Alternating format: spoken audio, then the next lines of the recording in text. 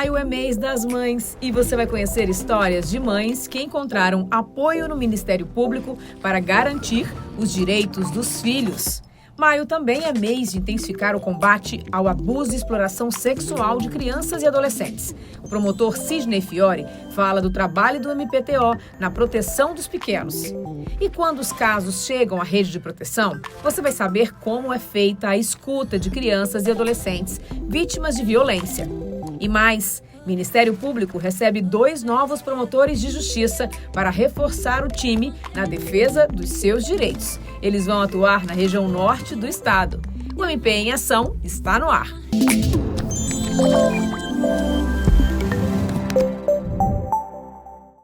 Oi, eu sou Kézia Reis e este é o MP em Ação do mês de maio, mês das mães. E quando o assunto é defender os direitos dos filhos, elas entram em ação. E aqui, no Ministério Público, que elas encontram apoio.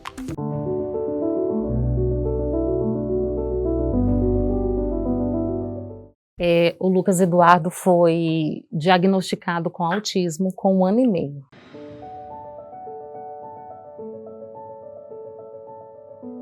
Daí por diante foi uma corrida, né? Atrás dos médicos, psicólogos, fono, porque ele não falava nada, nenhuma palavra. Nós ficamos nessa corrida ligando e nada de conseguir as consultas. E foi então que alguém me indicou o Ministério Público. E foi aí que eu vim imediatamente, eles montaram o processo e em 7 dias eu recebi uma ligação, né, do Centro de Especializações. E marcaram as consultas e ele começou, até hoje ele está sendo atendido, né, por este órgão.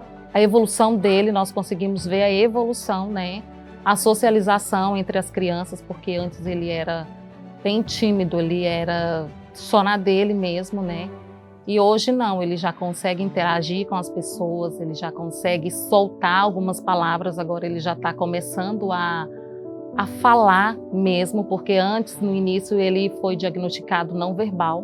Hoje ele já saiu dessa classificação, ele já está falando palavras, frases com 2 palavras, né, graças a Deus. E a evolução só crescendo, né.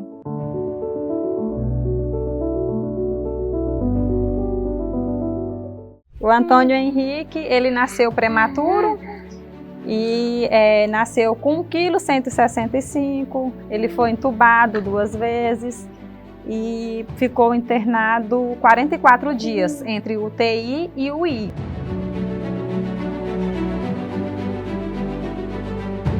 Já saí de lá, vim direto aqui no MP.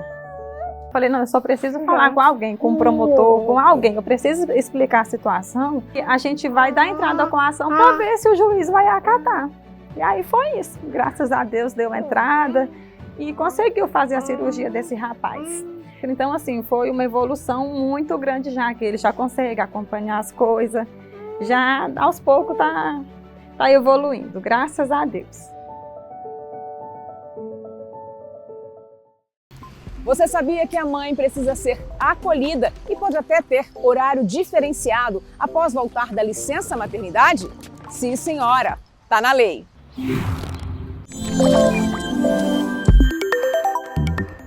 Está na Lei número 14.457 de 2022, que instituiu o programa Emprega Mais Mulheres, destinado à inserção e à manutenção de mulheres no mercado de trabalho. A lei prevê esse apoio às mamães por meio da implementação de várias medidas. Por exemplo, para apoiar a mãe na primeira infância dos filhos, as empresas devem promover o pagamento de reembolso creche, oportunizar o teletrabalho, regime de tempo parcial, flexibilização nos horários de entrada e saída, dentre outras possibilidades. Também prevê incentivo à qualificação das mulheres em áreas estratégicas para o crescimento profissional. A prevenção e combate ao assédio e outras formas de violência no âmbito do trabalho também são destaques na legislação, além de estímulo ao microcrédito para mulheres que desejam empreender. O Ministério Público ganhou 2 novos reforços na defesa dos seus direitos. Gustavo Henrique e Isadora Sampaio são os novos promotores. Vem cá conhecer um pouquinho mais sobre eles.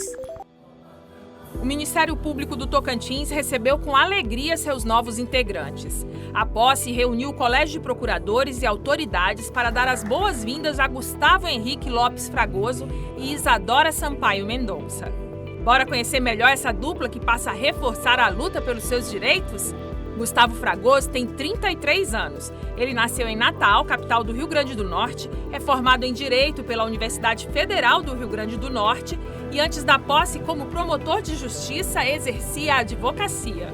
Eu espero poder contribuir com o Ministério Público do Tocantins, esse estado que é o mais jovem do país, né, poder contribuir da melhor forma possível para tentar impactar positivamente na sociedade. Para lhe conhecer um pouco mais, gosta de praticar esporte? Tem uma comida preferida? Tem um hobby? Eu adoro churrasco, sou fã de churrasco, gosto muito de cinema, quase todo final de semana eu vou no cinema e também pratico atividade física. Eu passei muito tempo sem praticar por causa do concurso público, eu não tinha tempo, mas voltei. São os meus hobbies, né? Basicamente isso. Isadora Mendonça tem 40 anos e nasceu em Goiânia. Graduou-se em Direito pela Universidade Federal de Goiás e foi servidora do Supremo Tribunal Federal. Eu sou uma pessoa extrovertida, eu gosto muito de participar de eventos na comunidade, eu adoro fazer exercícios físicos, receber pessoas em casa, receber meus familiares, fazer jantar para os meus amigos e eu gosto muito também dos meus pets, que eu tenho cachorrinhos e gatinhos. Também estou muito animada e o Dr. Abel, o Procurador-Geral de Justiça, falou para mim que talvez eu iria para Ananás. Estou muito feliz em poder contribuir com essa comunidade e espero que ela me receba de braços abertos. Sejam bem-vindos, Gustavo e Isadora. Os dois novos promotores substitutos começam a atuar nos próximos dias em promotorias da região norte do estado. Daqui a pouco você acompanha uma entrevista com o promotor de justiça Sidney Fiore sobre o combate ao abuso e violência sexual contra crianças e adolescentes.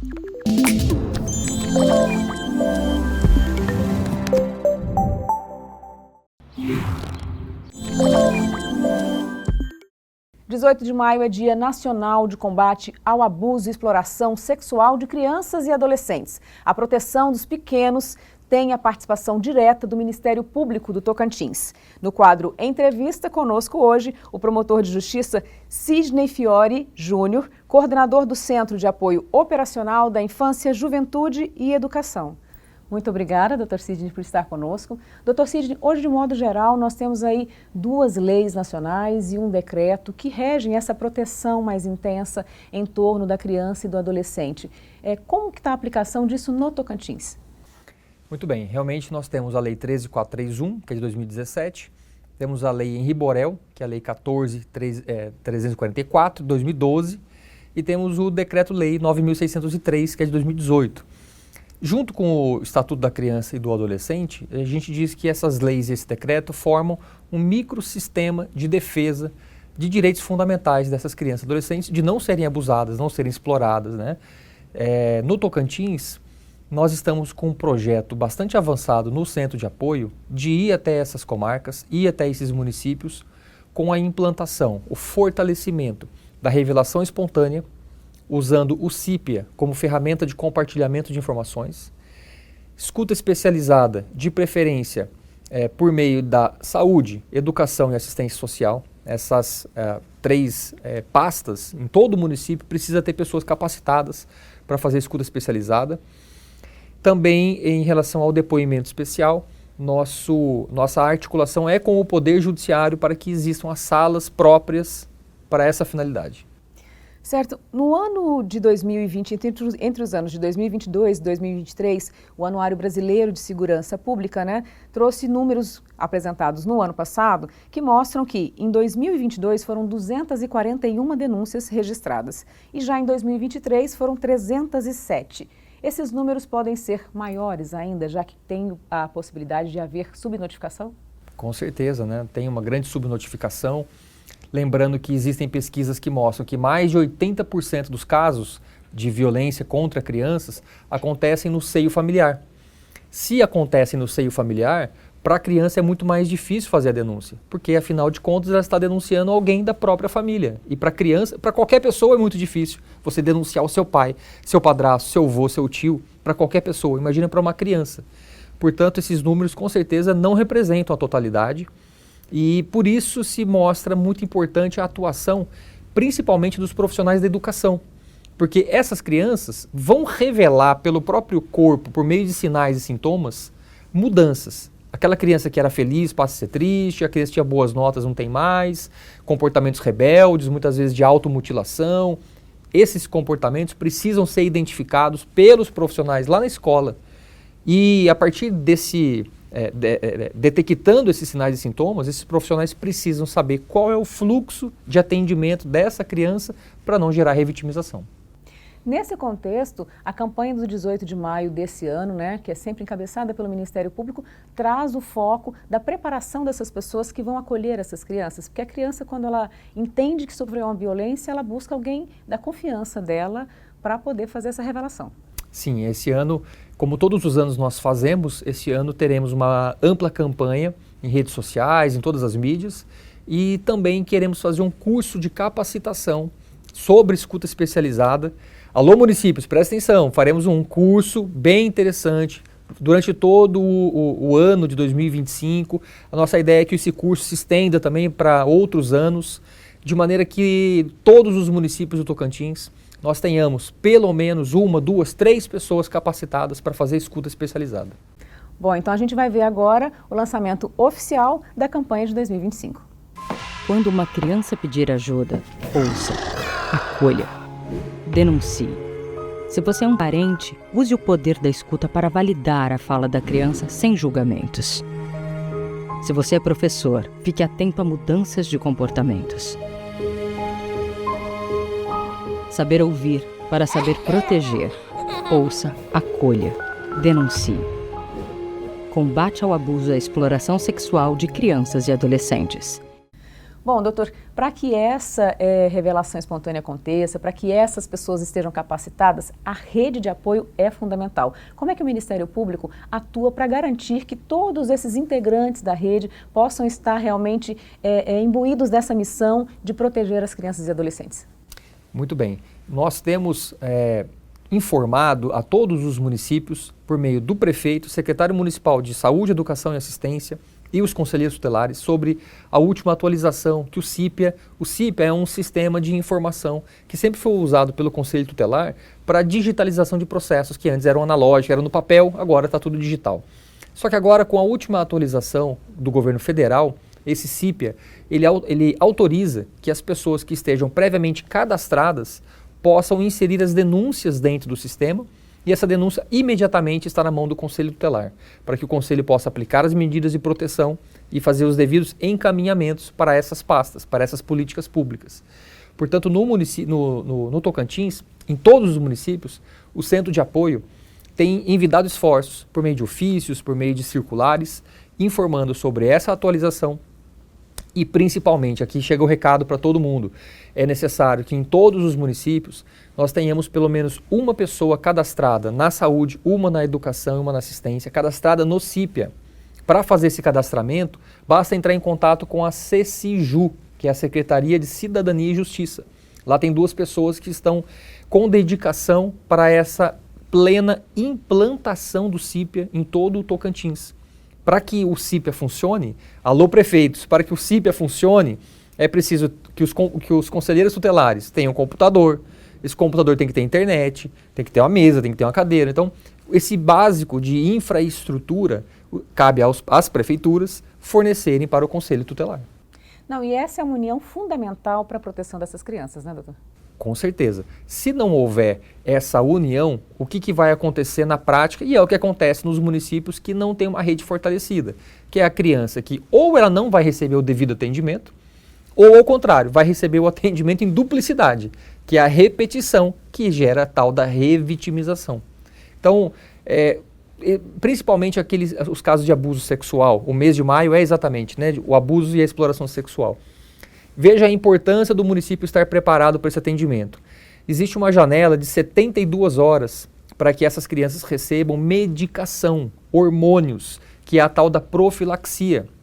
A profilaxia da DST e também de gravidez. Passado essa janela de 72 horas, a criança pode engravidar ou contrair uma AIDS. Nossa, isso é muito, muito grave, né? É muito grave. Doutor, agora nesse processo também, quando a gente fala do ciclo, do fluxo dessa denúncia, a criança conseguiu achar uma pessoa de confiança, fez a revelação espontânea, né? Esses processos vão parar normalmente no sistema de justiça. O senhor pode explicar um pouquinho desse fluxo e como que a criança é tratada nesse sistema? Pois é. Então aqui nós vamos falar do passo a passo, que começa na revelação espontânea. A revelação espontânea normalmente acontece na escola, 80%, 90% dos casos. É lá que a criança se sente confiante e confia em alguém para quem ela vai revelar que lá na sua casa ela está sofrendo algum tipo de violência, principalmente abuso sexual.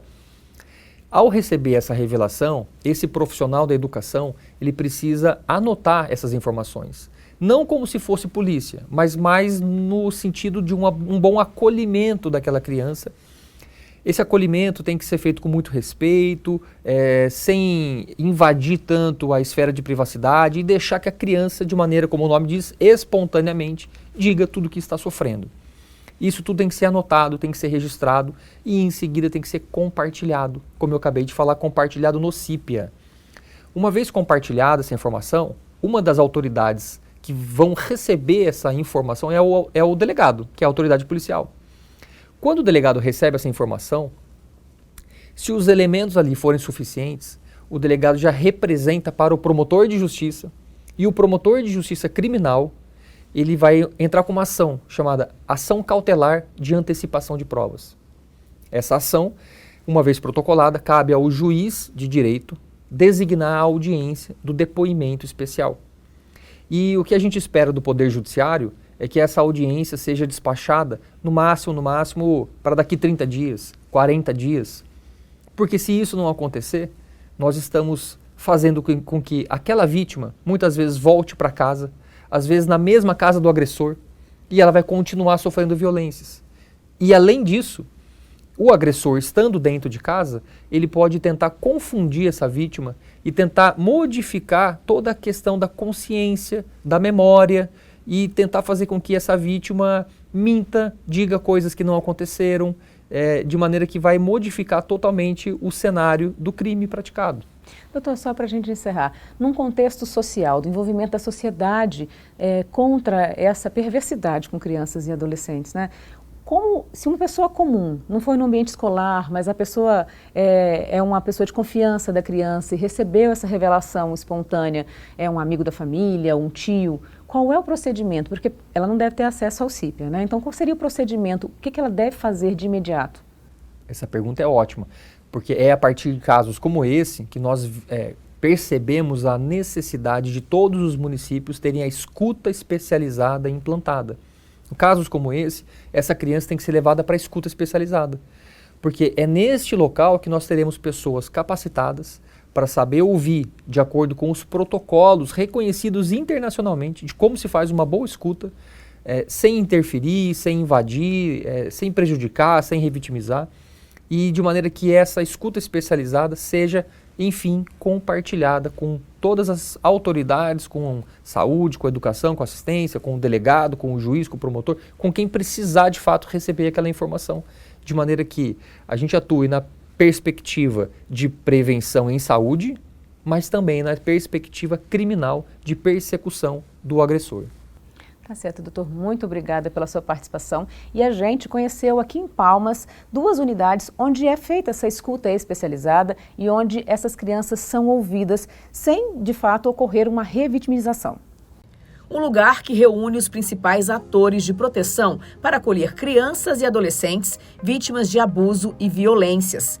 Este é o Centro de Atendimento Integrado 18 de Maio. A unidade funciona em Palmas e só em 2024 realizou 413 atendimentos de escuta especializada, vindos de todo o estado. Quando ela chega aqui, o representante legal, ou seja, o conselho tutelar, ou quem traz ela, faz o boletim de ocorrência e ela é encaminhada ou para escuta ou para o IML. né? Um dos dois. E aí, nesses lugares que são específicos e preparados, né, para fazer essa oitiva dessa vítima, que vai conversar com ela de forma acolhida, que vai conversar com ela de forma correta, para que ela conte o que aconteceu com ela espontaneamente, né, sem gerar um trauma maior. Aqui tem Delegacia da Infância e Adolescência, perícia do Instituto Médico Legal e sala de escuta especializada, além de espaços lúdicos.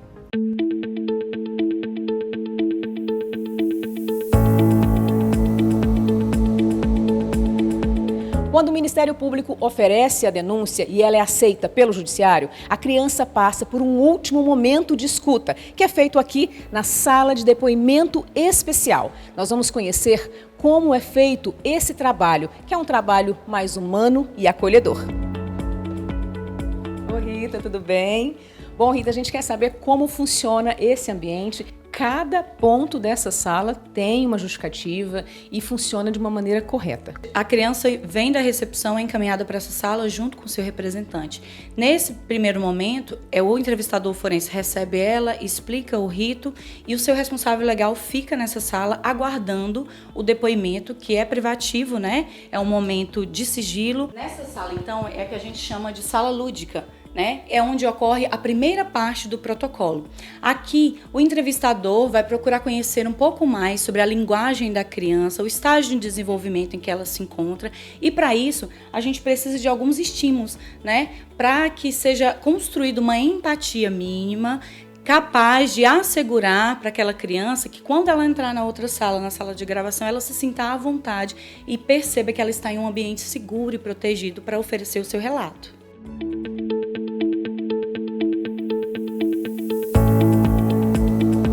Nessa sala, então, é o que a gente chama de sala de gravação.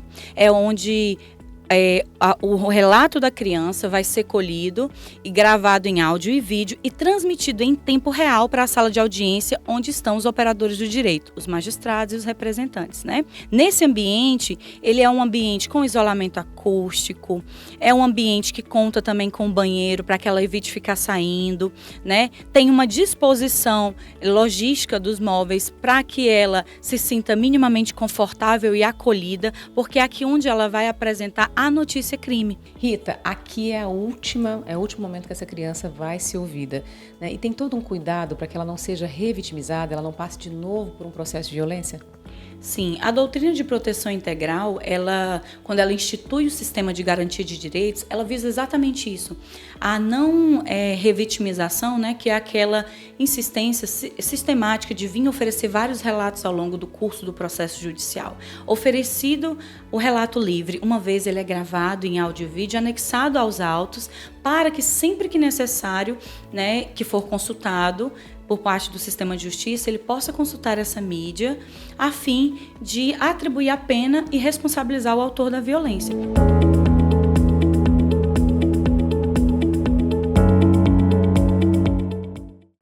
Continue com a gente, daqui a pouco você confere os destaques do MP no mês de abril.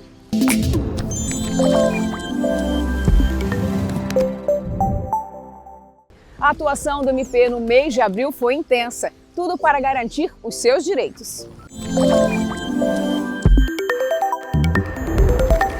A Justiça acatou o pedido do Ministério Público do Tocantins e proibiu a empresa BRK Ambiental de cobrar do consumidor qualquer valor pela realização da ligação de água. O MPTO realizou a 15ª edição do projeto Mini Cidadão na Escola Municipal Monteiro Lobato, em Palmas. A ação garantiu documentação básica a cerca de 150 crianças e adolescentes. Um levantamento do Sistema de Avaliação da Educação Básica do Estado do Tocantins revelou que, dos 139 municípios, 62 registraram queda no percentual de crianças com nível de alfabetização adequado em 2024, quando comparado a 2023. A regressão acende um sinal de alerta no Ministério Público do Tocantins, que hoje já acompanha de perto a qualidade da educação nos municípios. O MPTO realizou vistoria no Hospital e Maternidade Dona Regina Siqueira Campos, em Palmas, para avaliar o serviço de atendimento às pessoas em situação de violência sexual.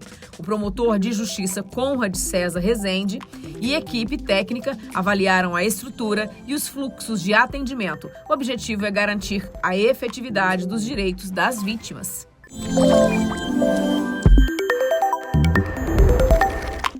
O MP pode utilizar o WhatsApp para enviar notificações a pessoas ou instituições quando, por exemplo, elas precisarem prestar algum esclarecimento. Para garantir mais segurança a este serviço, a Procuradoria-Geral de Justiça regulamentou o uso de aplicativos de mensagem. Tem mensagem nova para você. O Ministério Público do Tocantins usa o WhatsApp para enviar mensagens. Mas quando isso acontece? Sempre que você precisar ser avisado de um fato sob análise do MP e tiver que prestar esclarecimentos, seja como vítima, advogado, autoridade ou testemunha. Para isso, a promotoria responsável pelo caso faz uma notificação tanto para a pessoa física quanto para a jurídica. E como vou saber que não é golpe? Veja como identificar se a mensagem é mesmo do Ministério Público do Tocantins. O contato terá o símbolo do MPTO. Será informado o nome e a matrícula do servidor que está te atendendo. O documento de notificação é enviado em PDF e traz um QR Code para confirmar a autenticidade. Além disso, todos os números de celulares institucionais poderão ser conferidos no site do MP Tocantins. Atenção! Nunca enviamos boletos, DARF ou qualquer tipo de cobrança. Antes de acessar um link, certifique-se de que o contato é de fato do Ministério Público do Tocantins.